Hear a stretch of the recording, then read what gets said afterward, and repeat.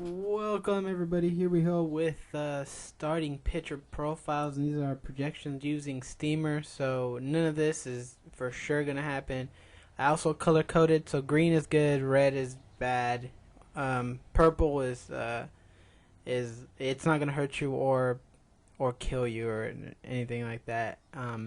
In terms of production, but um, having said that, a loss is a loss, so it's still negative. So in reality, all losses probably would be red.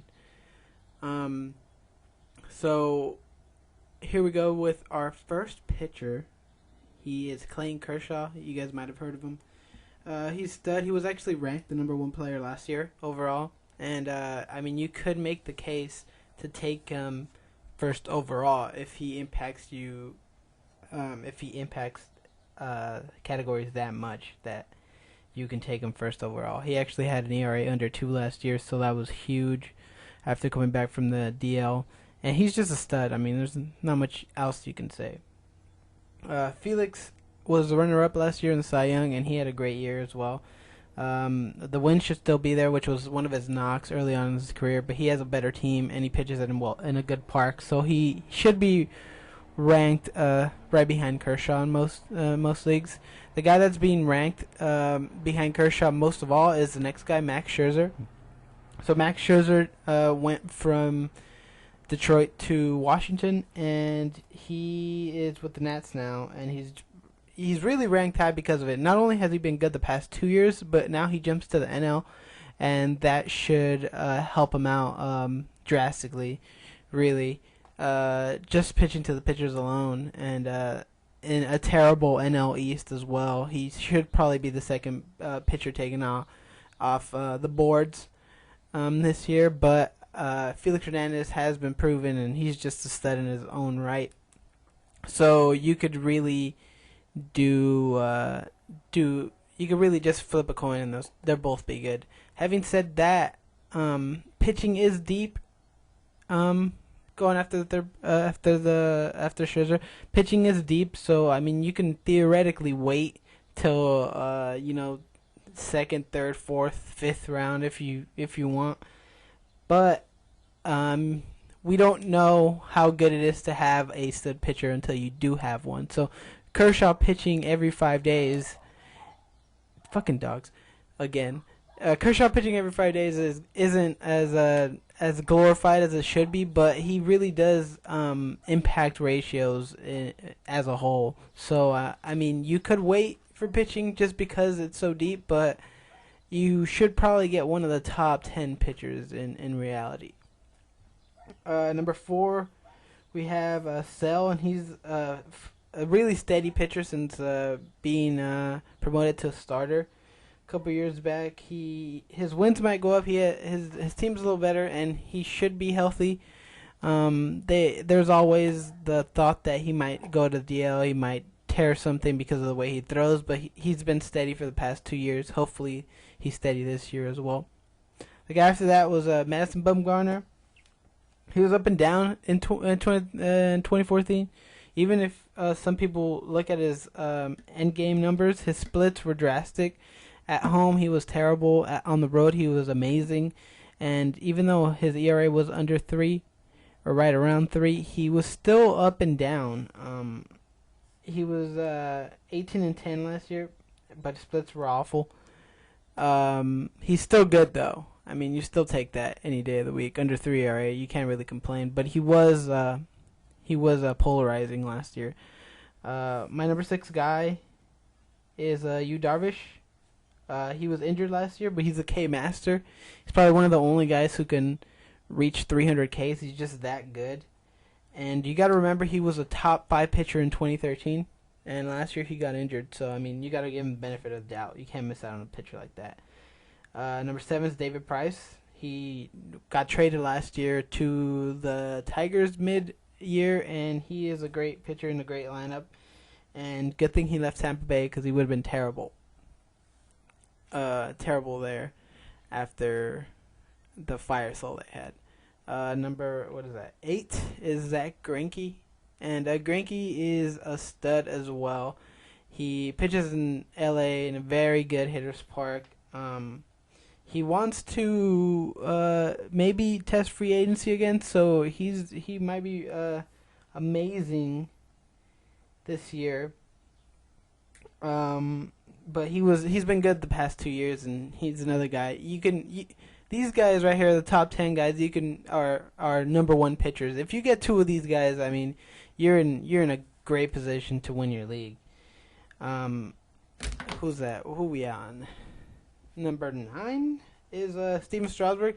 Steven Strasburg has been a little underwhelming. He hasn't really put it all together yet. Even though he's had some good years, he hasn't had a great year. He hasn't had a very good Cy Young year, and he tends to crumble under pressure when runners are on base. So,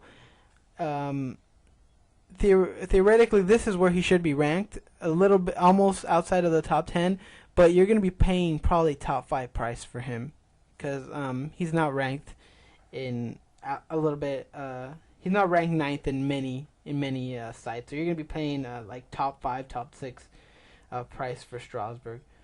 So I mean, this could be the problem with Strasburg, and it's the same with Harper, is that you want to have them because they're going to break out, and they're just that talented. They're going to put it together.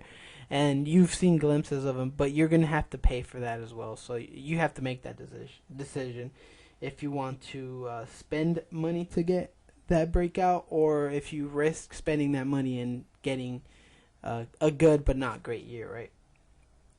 Number 10 is Corey Kluber, the reigning AL Cy Young. He broke out huge last year, and his peripheral supported his breakout, so he should be just as good this year. Hopefully, I mean, go Cleveland. Everyone knows that's my team, so hopefully he's good. Number 11 is Cole Hamels, and Hamels had a good ERA and WHIP, but he plays for a pretty terrible team now in Philadelphia, but the division is terrible too, with the exception of Washington. So the wins might not be there, and he might remind everyone of like 2012 Cliff Lee, where he has a great ERA, but the losses are high and the wins are low. Number 12 is Adam Wainwright. Adam Wainwright's actually been projected really low as far as I've seen. I've seen some people rank him very low, and he did wear down in the second half last year, and he had a great year last year. He didn't have many Ks, but he had a almost Cy Young year, except since Kershaw is just amazing. But you might be wary of him. You might want to pass on Wainwright unless his price is right. Cueto's another person in almost the same boat. He was always injured, and he broke out last year in a hitter's park, and some people will pay for that breakout. You probably be wise not to pay for that. This next guy, Jordan Zimmerman, he's been good for so long. He's actually very underrated in a sense, since Strasburg is there, but he's been consistent, and that's exactly what you want from pitching. I mean, you know what you're going to get with Zimmerman, and that is what most people want. I actually just put in this next guy in here, James Shields. He just signed with San Diego, so his numbers should be better. Steamers projected him for a 3.62 ERA, but I don't think that's going to be the case. He should hover around what he did last year, so that would be like 3.2. The win should be there.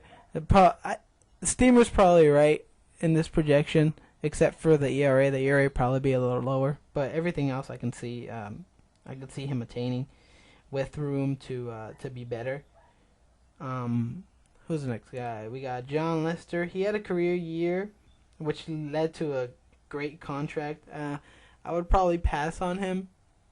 I don't know. I just have a bad feeling, and his projections are nice, but I really don't think he's gonna hit those projections. Number 16 is Teheran. He's almost in the Cole Hamels light mold, where he pitches. He's a good pitcher, but pitches for a terrible club now, so his losses will be high, and his wins are going to be really low.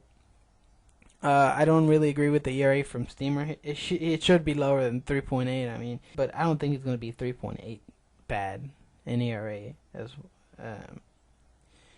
The next guy we have is Hisashi Iwakuma.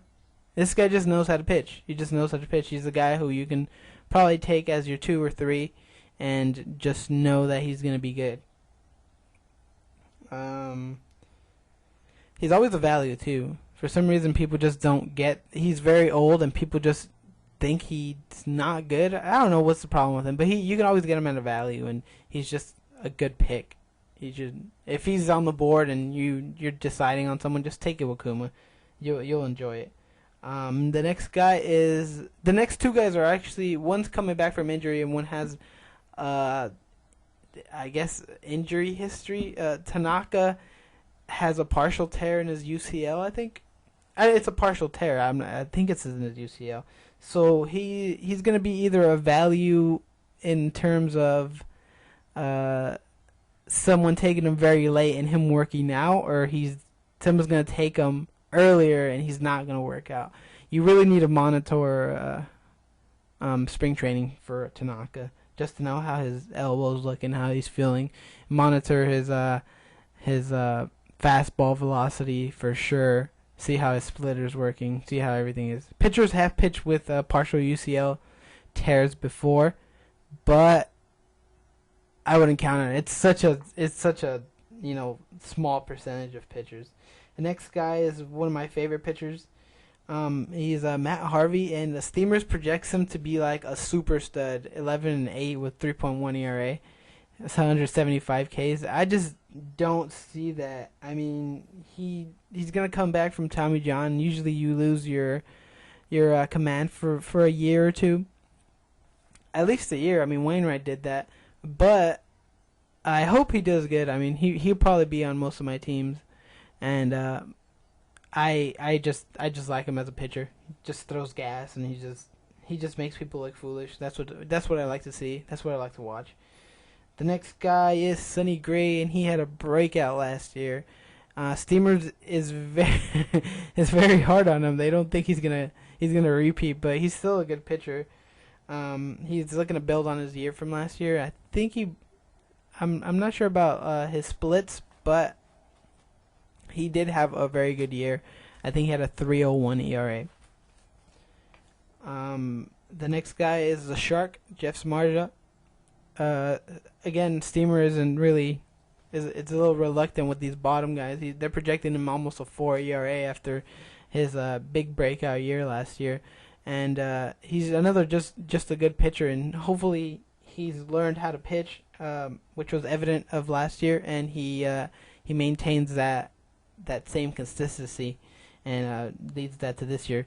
With a note for him is he's actually pitching on the south side of Chicago. So he's pitching for the White Sox, so that's a hitter's park, but they also have a decent lineup. So that should work. It could work against them, which would be probably why Steamers projected him so high. The last guy we have, and I only did I think 22 guys. So there's many more pitchers. Is Hyunjin Ryu, the number 3 guy for the Dodgers, and he's always just a consistent pitcher. The guy just knows how to pitch.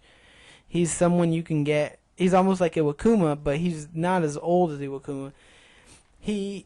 For some reason, people don't think he's good, mainly because he's the 3rd best pitcher on his team, but he'd probably be a number 1, number 2 in any other team. And that's just something that type of value you just can't really get, and that's why he is so good. He's someone you can get very late in auctions, very late in snake drafts, and work out for you because he just knows how to pitch. And he also has a really big head, which I don't know why I said that, but it's fun. As always, thanks for watching or listening. Thanks for watching. Thanks for listening. Thanks for subscribing. I think I'm up to 2 now. I will be making more videos. I will come out with another profiles video today, and then hopefully I'll finish the profiles by the end of this week, probably by the end of tomorrow. But I will be coming out with videos almost daily. Hopefully I don't get lazy. Again, thank you for subscribing. I love it. it makes me think that I'm doing a good job with these and people are enjoying them. And I will see you guys tomorrow and later on today. Thank you very much.